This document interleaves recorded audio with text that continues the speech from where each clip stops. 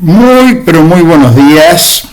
Una bella mañana aquí en la ciudad de Rosario, en la República Argentina. Eso sí, se nos vino el frío. Así que a abrigarse, a cuidarse. Y estamos en tiempo de bendecir en el espacio del pan diario. Y hoy con un tema, el verdadero refrigerio espiritual.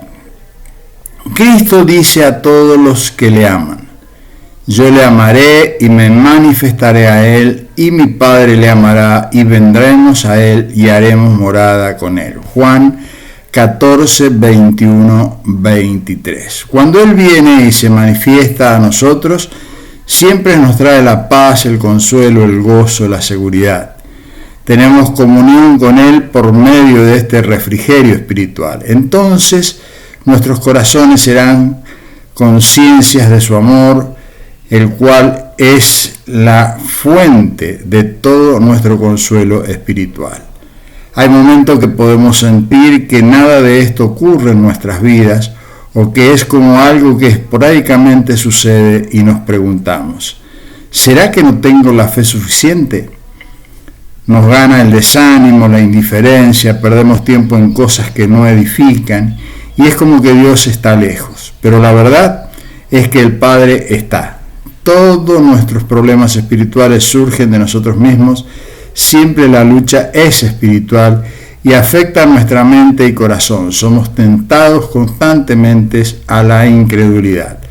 Por medio de la fe debemos fijar nuestras mentes en la gloria de Cristo, y esto nos traerá nuevamente la vida, el gozo y el amor a nuestras almas. La oración ponemos: Padre, ayúdame a permanecer con mi mirada espiritual en la posición correcta, puesto los ojos en Jesús, autor y consumador de la fe. El refrigerio espiritual. ¿Quién no necesita un refrigerio espiritual? Cada día lo necesitamos. En cada momento de nuestra vida es bueno ese respirar del Espíritu. En muchas oportunidades hemos hablado de este tema del respirar espiritual. Uno recibe, inspira. Exhala, expira. Recibo, doy. Estos son principios básicos de la vida espiritual. Ahora, hay una tendencia a veces a extremar las cosas de tal manera que se presenta como que la fe está peleada de la razón. Mire, fuimos creados como seres completos con espíritu, alma y cuerpo. Un cuerpo para poder servirle al Señor, para poder expresarnos, caminar, andar, hacer. Un alma donde reside todo lo que son nuestros sentimientos, la mente, la razón, todo aquello que tiene que ver con la mente, con el uso de ella. Y no nos fue dada para no usarla. No está peleada con el cuerpo, tampoco está peleada con el espíritu. Porque el espíritu es aquella parte de nuestro ser que tiene conciencia de Dios, donde Dios se comunica. También inspiramos y expiramos, recibimos y damos. El tema está en que el ser humano, cuando conoció el pecado y con el pecado la muerte, hay una actividad del espíritu que quedó como adormecida, en la cual se perdió precisamente esa relación de comunión plena con Dios. Seguimos vivos, tenemos nuestro espíritu, pero no tenemos esa acción de comunión ¿qué necesitamos para poder estar comunicados con Dios? ¿Qué vino a hacer Jesús? Devolvernos eso, que se perdió en el principio. Jesús vino a restaurarnos, a volver a poner en valor nuestro espíritu, en actividad. Claro, el alma, que tiene mucho que ver con la mente, con lo que somos, con lo que expresamos, con lo que sentimos. Esa vida almática siempre estuvo, nunca se perdió, porque eso define lo que somos, ser humano. Y el cuerpo, bueno, ni hablar. Ahora, el cuerpo es materia. El cuerpo está comprobadísimo que tiene un gran porcentaje de agua y el resto son minerales y proteínas y cosas que están en la tierra, lo que nos define como barro. Es lo que dice la palabra, somos barro.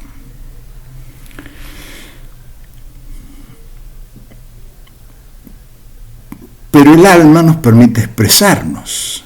Entonces no está peleada el alma con la fe. Pero la fe es un don de Dios, es más alto que la razón. Entonces nosotros estamos tan acostumbrados a lo dinámicamente que viene a través de la fe, del alma, que desconocemos esa actividad del espíritu. El espíritu nos trae la conciencia de la existencia de Dios. El espíritu nos inspira, el Espíritu Santo en nuestro espíritu, para poder tener una realidad de lo que verdaderamente Dios propone a través de la vida diaria y a través de la palabra que dejó escrita, que es como un manual del fabricante que nos ayuda a contactarnos de esa manera en el espíritu. Entonces, el refrigerio espiritual es justamente traer del Espíritu Santo a nuestro espíritu, que el Señor trae del Espíritu Santo a nuestro espíritu, la intención del corazón de Dios con relación a nuestras vidas, en lo personal, en lo comunitario, en lo social, en lo familiar. Y Dios tiene una manifestación a través del Espíritu. ¿Por qué? Porque Dios es Espíritu. Entonces, nuestros corazones son afectados en gran medida por esa conciencia, fundamentalmente del amor. Si hay algo que Dios expresa, es lo que Él es. Y en el espíritu es como que Él imparte su ADN, ¿no es cierto?, de lo que Él es para que nosotros seamos a su imagen y semejanza, como era al principio. Y Jesús vino a devolvernos eso precisamente. Esto sería un razonamiento referente a estas cosas. Pueden haber otros. Yo no descarto que haya otros. Esto es lo que modestamente en el tiempo que llevo con el Señor he aprendido a vivir. Entonces la oración, la vida de oración, que es esta comunicación con Dios en el Espíritu, es como el respirar. La necesito. Cuando dejo de hacerlo, yo le decía el otro día a los hermanos en una de las prédicas que es más fácil respirar que dejar de respirar. Porque yo para respirar, entra aire, sale aire, no necesito ni siquiera pensar. El aire viene, el aire va, el aire viene, el aire va. Tru, tru, tru, tru.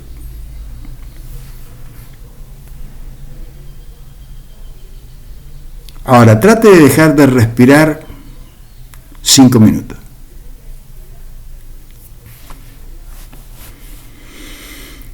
Algunos lo logran con un tremendo esfuerzo, pero todo lo creado está creado para que estos pulmones que yo tenga necesiten moverse por lo creado. La presión atmosférica y una cantidad de cosas actúan en el mecanismo de la respiración.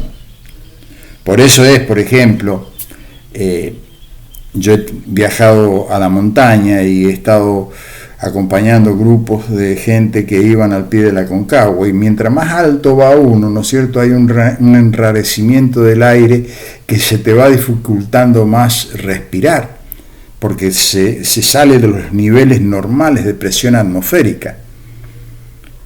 Entonces se produce ese enrarecimiento, ¿no?, en el oxígeno del cuerpo.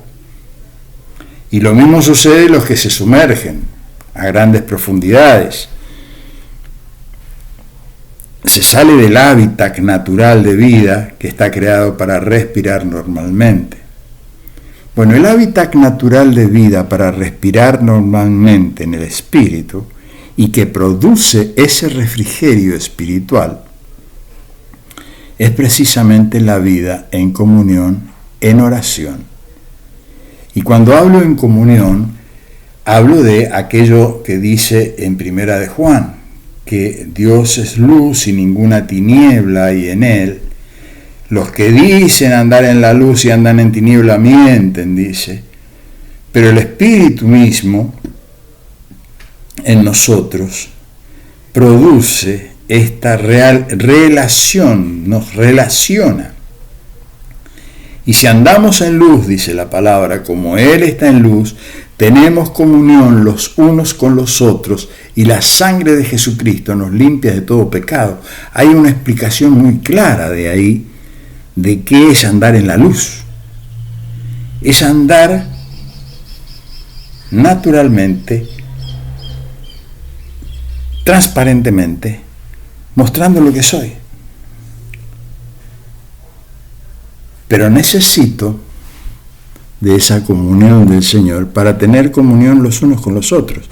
Ahí nace iglesia, ahí surge esto de iglesia, de comunidad, la comunión con el otro, porque Dios habita en el otro también.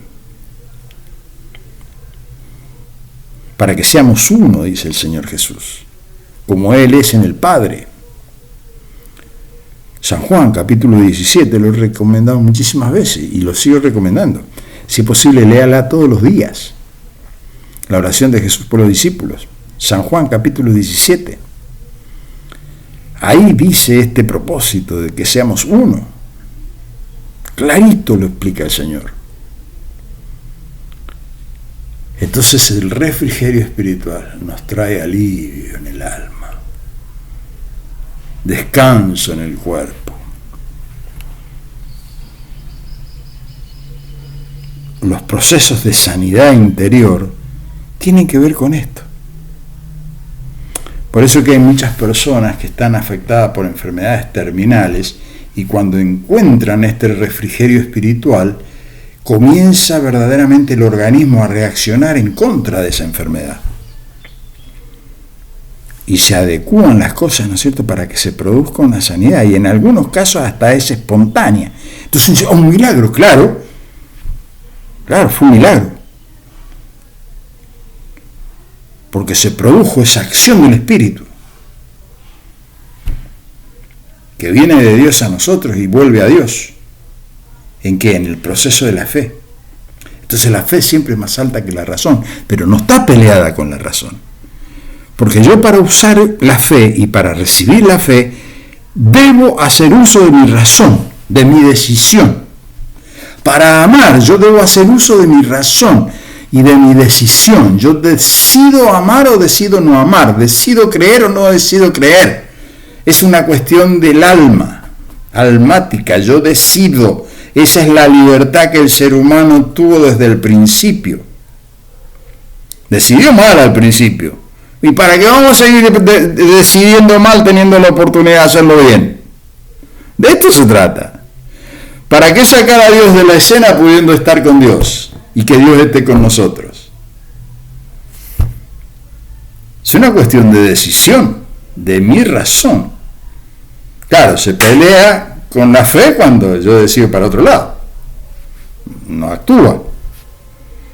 Pues la fe fue creada para que actúe en el ámbito de Dios, en el Espíritu.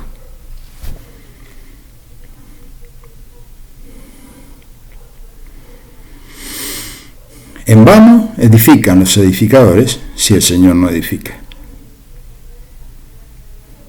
Cuando viene la hora de la prueba, pasa el fuego, queda como hoja y hojarasca, quemada. La obra de Dios permanece. Y cuando uno se planta en la fe de Jesucristo, permanece para siempre. Cobra el valor eterno para el cual fue creada.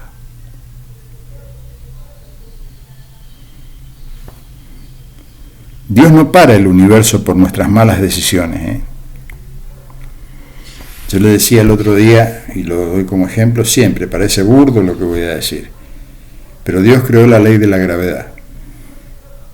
La ley de la gravedad actúa en todo el universo. Es una ley cuasi perfecta, de equilibrio. No te tires de arriba un edificio por tu propia decisión. Dios no va a parar el universo por mi decisión. El resultado es que me voy a estrollar contra el piso y posiblemente hasta me mate. Dios la creó para eso, ¿no? La creó con un propósito eterno de beneficio para la humanidad, para beneficio a todo el universo. El mal uso que yo hago de eso da como consecuencia lo otro. Pero es mi libre decisión.